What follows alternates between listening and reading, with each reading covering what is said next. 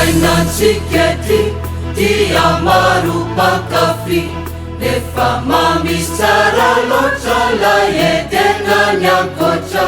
Lavitry ny fijaly, lavitry ny fahory, tena lafatra tokoa lay paradisa soa. Fantatra koa ve fa misy ny afobe, miandrireo izay mandany fitiavany Kristy, ary ny famindrampo de tsy hisy intsony mo.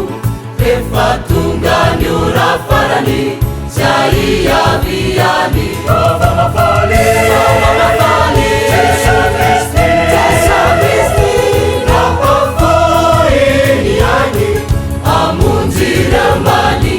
Tena tsara loatra anao, tsy mba misy takanao, fitiavande ipetoko, fitiavanao Jesu. Mamafaly Jesu Kristy, napafoiny any amonjy ramany.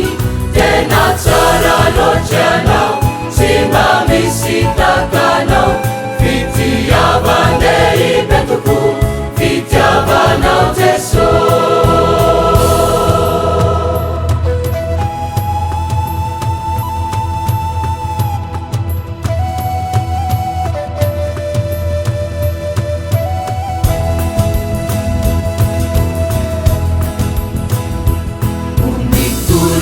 Asianao tamileo namanao, nifoaza teny zao de vitao niadidinao.